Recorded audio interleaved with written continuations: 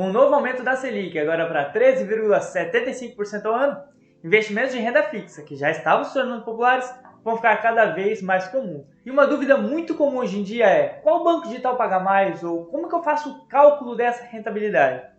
Bom, pensando nisso, o objetivo desse vídeo é de ensinar a fazer o cálculo das rentabilidades desses investimentos através do uso do Excel, beleza? Então vem comigo!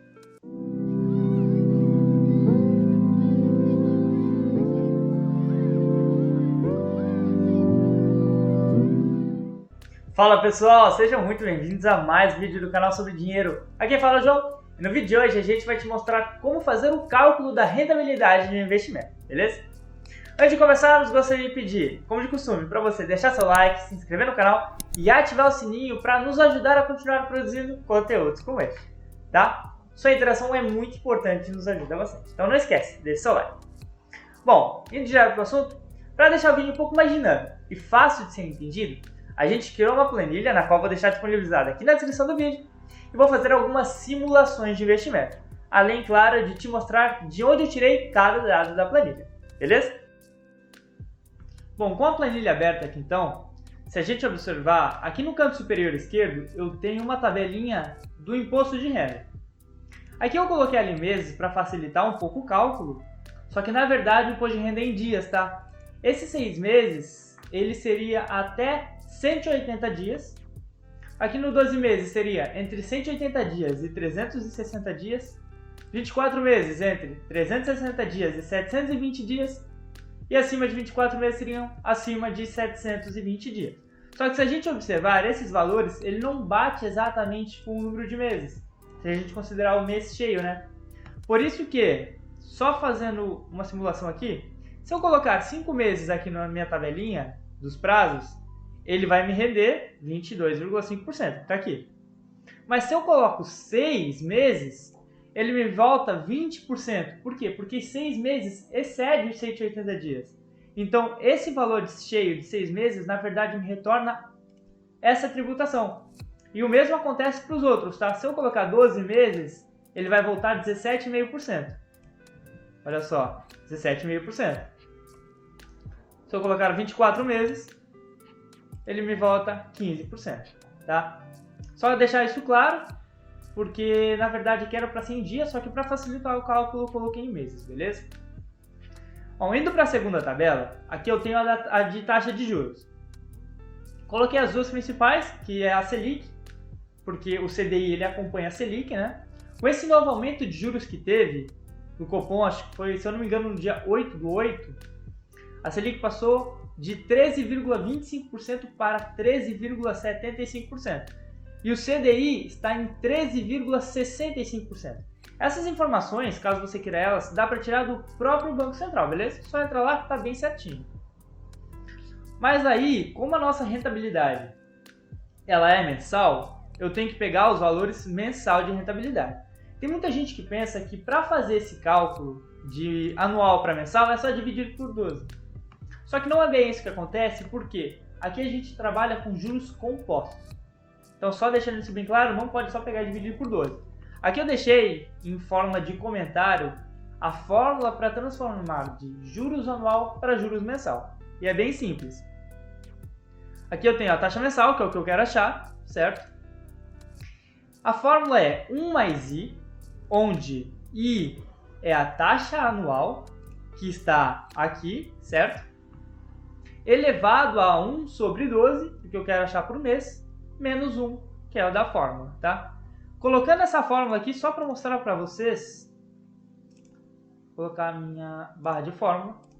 Olha só, da onde que eu tirei isso daqui? Igual, que é da fórmula para fazer qualquer tipo de conta, eu preciso do igual na frente. 1 mais esse anual, se eu clicar, o próprio Excel me mostra de onde eu peguei esse número. Esse número está vindo daqui, ó. Tá vendo que ele circula? 13,75%. Foi da onde eu tirei. Isso vem da fórmula. 1 mais o valor I, que é a taxa anual, que é isso daqui, elevado a 1 sobre 12 menos 1. Essa é a fórmula. Se a gente coloca, ele me retorna o valor mensal. Então aqui eu fiz a conversão agora da taxa anual para a taxa mensal. Com a conversão, agora a gente vai para a tabela de baixo. Primeira situação, eu coloquei aqui 4 instituições genéricas só para fazer um simulado, tá? Rentabilidade. Esse 100%, 101%, 105% e 110% são aquelas rentabilidades que alguns bancos digitais pagam. Então tem que falar, eu pago 100% do CDI, eu pago 105% do CDI. E o que isso significa? Eu também deixei em forma de comentário aqui, ó. Falar que algo rende 100% do CDI, isso significa que ele rende o próprio CDI, tá? 101% ele é o próprio CDI mais 1%. 110% é o próprio CDI mais 10%. Isso daqui vai variar onde? Vai variar na minha taxa, certo? Se eu tenho uma taxa que rende por mês, essa taxa é qual? É o CDI. Mas ele rende mais que o CDI, rende 110% do CDI. Então a minha taxa é 110% do CDI. Só para te mostrar de forma simples, por exemplo, olha só, uma continha básica. Se eu coloco 100% vezes o valor do... Vou pegar aqui o CDI anual. Observe.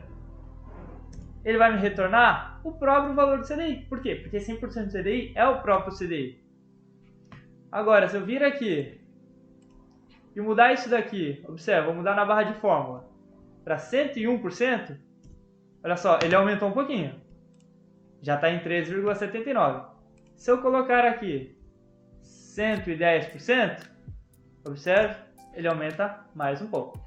Então, para eu saber qual é a taxa real que um banco está me pagando, basta multiplicar aquilo que ele fala, por exemplo, se ele fala que ele te paga 105% do CDI, basta você multiplicar 105% pelo valor do CDI. Beleza? E eu também já te ensinei como que eu acho o valor mensal do CDI, tá? Agora aqui, valor aplicado, esse é o valor que a gente vai começar. Esse é o nosso valor que a gente vai colocar no banco, beleza? Depois a gente vai fazer algumas simulações, mas por enquanto nada demais. Aqui é o prazo em meses, é o tempo que você quer fazer uma simulação, tá? E aqui eu tenho o valor bruto. Como que eu calculo o valor bruto de um investimento? Como eu já falei antes, essa taxa aqui, ela é uma taxa de juros compostos. Por isso que eu não posso pegar isso aqui e dividir por 12, tá?